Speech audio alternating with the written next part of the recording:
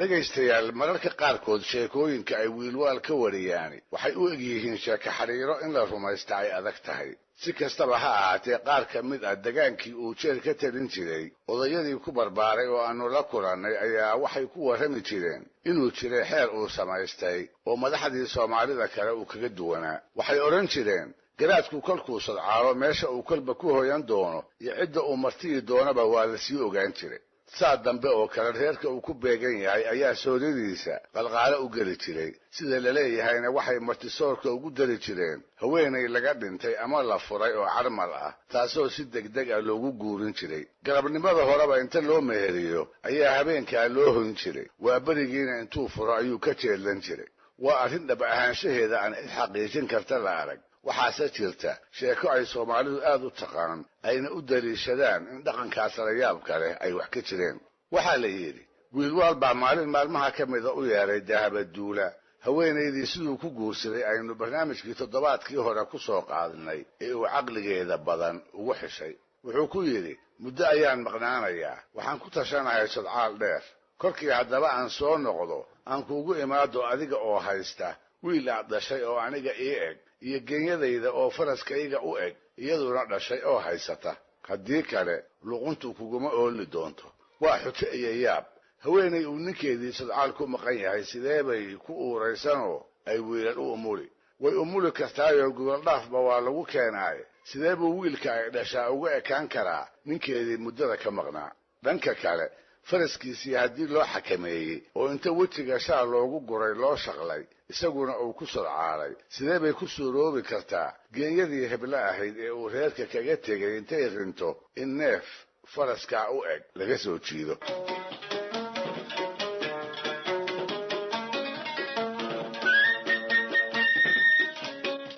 xujooyinka garaadka sidii loo furi lahaa iyo wixii laga yeeli lahaa in lagu dhaqaaqa ha joogtee in dooda laga celiyaa cidna uma bannaanayn aragdiisana allaha ka dhige ruuxu naftiisa rajo ka qabaa inuu maya ku yidhaahdo kumuu dhiiran karin dahabaduula walwal baa ku dhammaaday sidii ay xujadaa ku furdaamin lahayd ayay habeenna u soo jeeday waxay talooyin dhowra rogrogto oo kala doorataba ugu dambaystii ayay inta mid ku xasishay istiri alla ilaahay waad haysaa oo inta isu bogtay dhoolaha ka qosashay beryahaas halkii wiilwaal lagu malaynayay ayay tooyatay reerkii geediga ahaa iyo kii nagaaba way weydiisay ninkii socotada ahaa ee ay aragtayba way haybisay waxaa loogu warramay reer hebel buu habeen saddexaad la hoyday mar kale waxaa loo sheegay nin hebel baa habeenkii xigay degme heble ugu loogaayey mar kalena waxaa lagu yidhi maalin hebla ayaa fagaarihii weynaa ee meel hebla loogu dabaaldegi doonaa 2 cisho kadib reeraha uu ku hoyan doona markay hubsatay ayay waaberigii mariimatay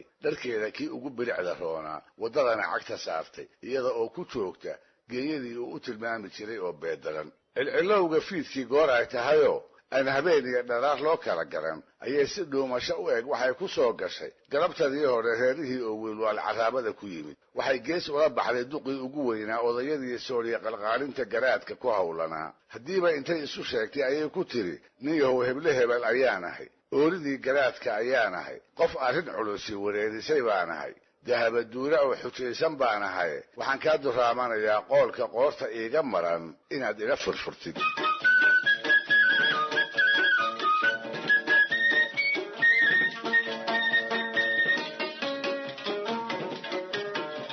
ruuxa dumarka ahi waxa ay u sheegi isaga oo ka yaaban ayuu odaygiina yidhi maxaa ku helay qoolka kugu maranse muxuu yahay markaas bay u sheegtay xujada furitaankeeda laga sugaayo ee iyada iyo ninkeeda dhex martay afkaraqaad baa duqi ka soo haray meel uu wax ka bilaabo ayuu aqoon waayey wuxuu aamusnaadaba markii dambe ayuu ku yidhi maandhay si aan wax kuula farsameeyo iyo irid laga baxo midna anigu garan maayo igamana sugtid markaas bay tidhi irid aan ka baxo in aad itustid kuguma imaan kaalmo un baan kaa doonaya taladaydu way i dhooban tahay hadhow fiidkii haweenaydii uu caawa la aqalgeli lahaa halkii aad uga geyn lahaydeen aniga ii geeya si aan ula hoydo waxaan ku mala weynahay inaan qaadi doono oo astaamihii uurka aanada u ahaa ayaan isku ogahay aniga taa ha la ii fuliyo midda kale geenyadu way beedaran tahay oo soo celin maysee iyadana isla caawa faraska garaadka ha loo hayo hawlaarsan iyo guddoon ayuu odagiina yidhi isaga oo la ashqaraarsan sida ay taladu u habboon tahay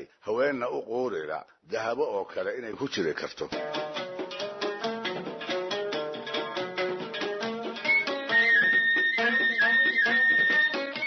sooriyadii kolkay dhammaatay dabina loo sheekeeyey ayaa waxaa la soo gaaray qoftii la bari lahayd goortii wiilwaal loo keeni lahaa kolkaas baa waxaa halhaleel u soo booday oo hadalkii boobay fiidkii dahabaduule odaygii ay wax isku ogaayeen wuxuu yidhi bilic hadday dumar lahaayeen cawo kale yeelkeeda garaadow caawa waad haysaa kashaadu sidaa ha ku qabowdo rayrayn buu isna la muusooday habeenkaana dhaxantii gelin hore iyo gabadanadii aroornimoba waxaa gabaad uga noqotay dahabo oo inta loo soo hadoodilay aroos cusub looga soo dhigay si haddaba wadajoogga habeenkaas aanu garaadku berri ka maalin ugu dafirin oo haddii ilma ku beermaan aanu ugu malayn fal gogol dhaaf keenay maxay talow yeeshaa durbo xeel bay heshay judhii horeba markii uu gacantogaaleeyey ayay ka durugtay way ka sii jeensatay intay u jir xumaysay bay haasaawihiina ka xidhatay markii uu doocdoociyey oo hadba uu dhinac ka maray oo waa ku sidayso inaan garaadkii ahay ma ogid uu dhowr jeer ugu celceliyey ayay tidhi fargashiga aad qabto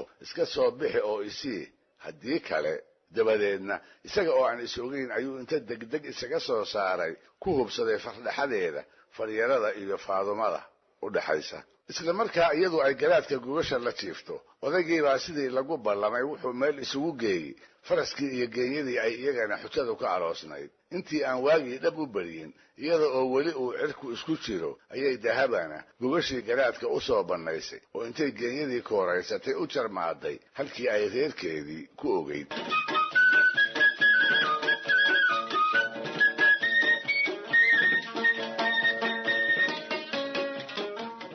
kabil hadduu maqnaa ayuu galabtii dambe isaga oo faraskiisii weyrax ku jooga soo dhigtay kagana degay daahiye weynihii dahabo ardaagiisa sheedda aqalka ayuu midhacsaday mase waxaa ku mayracanaya geenyadii iyo darmaan ay dhashay oo aan laga aqoon faraska uu hadda meesha kaga degay wuu yaabay waxaase uga yaab badnaa markii ay dahabo aqalka ka soo baxday iyada oo naaska u dhigaysa wiil si wacan u kobcayoo aan isaga laga aqoon markaas buu ismadax maray indhihii baa haddiiba guduutay cara iyo ceeb wada socdaa ku kulmay wuxuu u maleeyey dahaba inay simbireeraxatayoo intuu maqnaa ay magaciisa meel uga dhacday isaga oo aan waxba weydiin ayuu seeftiisii afka badnayd galka kala soo baxay oo xaggeedii u soo degdegay wuxuu maagan yahay iyada iyo wiilkaba inay caawa waraabayaashu ka hamuun beelaan markaas buu isku daray isaga oo seeftii qaabsaday iyo su'aal gaaban oo ahayd ilmaha aad sideeto xaggee baad ka keentay intay dhabarka ka soo wareejisay ayay ugu jawaabtay horta waa wiil waana ina garaad xirsi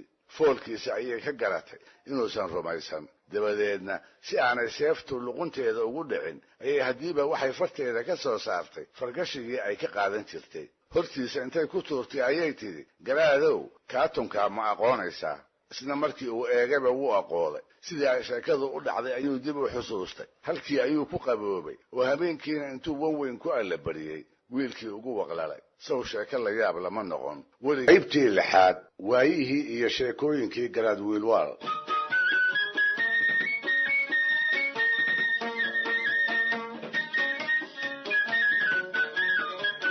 dhegaystayaal malahayga sheekooyinka la yaab kale ee wiilwaal loo saariyo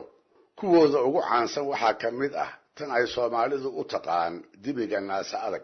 waa sheeko ay maahmaahi ka hadhay isla markaana inoo iftiimin karaysa siduu mar walba badbaadada naftiisa isha ugu hayn jiray iyo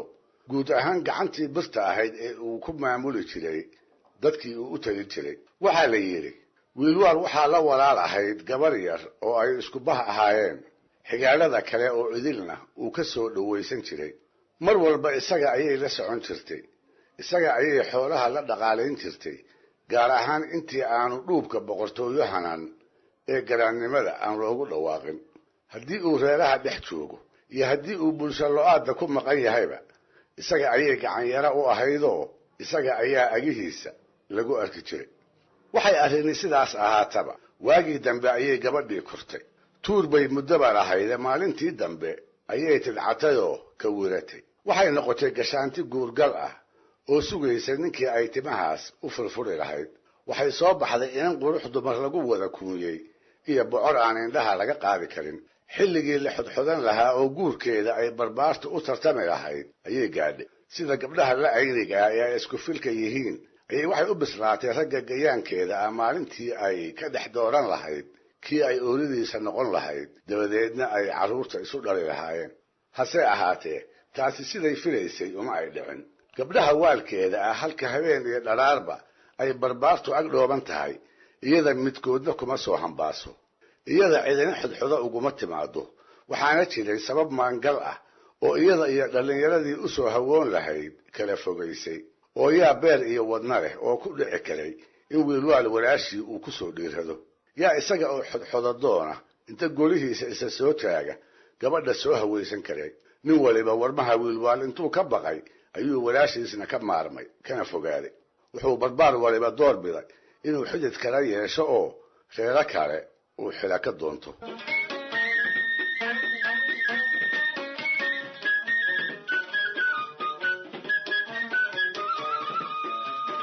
ina ragsa ma quustee wiil baa isa soo kilkilay wiil baa soo bareeray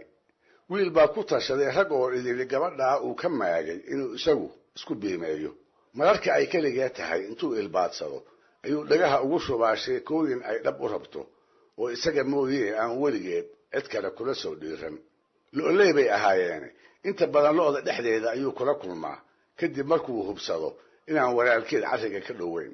waxay haasawaanba ugu dambaystii waxay labadoodii ku guulaysteen mid waliba inuu midka kale is-ogolaysiiyo la isna aamino ha yeeshee waxay mugdi iyo dhuumasho ku kulmaanba waxaa la gaaray wixii ay muddaba isu sheegayeen markii ay ka dhabayn lahaayeen waxaa la gaaray markii ay yeelan lahaayeen aqal ay nin iyo ooridii ka yihiinoo ay qoys ku noqdaan waxaase ka murugtay riyadaas macaanka badan tabtii ay ku rumayn lahaayeen mar waxay ku tashadeen barbaarku inuu wiilwaal toos ugu tago oo af muggii uu gabadha ku weydiisto mar labaadna waxay isla heleen wiilwaal inay u daldaayaan oo degaankoodaba ka cararaan dabadeedna ay dhul shisheeye isku guursadaan sidii ay midba mar u falanqaynayeen ayay ugu dambaystii waxay istuseen in labadaa talaba ay maankooda ka saaraan ayna iska iloobaan waxaa u caddaatay inaan midina suuragal u noqon karayn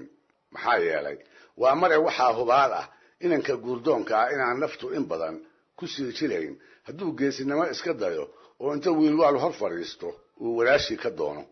wuxuu u qaadan lahaa inanku inuu isaga isla soo simaayo markaasna kurka ayuu hor dhigi lahaa dhinaca kale wiilka iyo gabadhuba waxay garan waayeen geyigan uu ninku baarqabka ka yahay dhul aan ahayn oo intay isku guursadaan ay kaga nabadgeli karaan kuna dhaqmi karaan si alla si ay wax yeelaan ayaa laga madoobeeyey ilaa haddana sheekadoodu waa qarsoodi oo labadooda unbay ku eg tahay cid kale oo la ogi ma jirto cid kale oo ay arrimahooda kala tashadaanna lama arko maxaa yeelay waxay ka baqayeen haddii la ogaado inuu wiilwaal maqlo dabadeedna uu qorshahooda dhexda ka kala jabiyo haddii uusan dilinba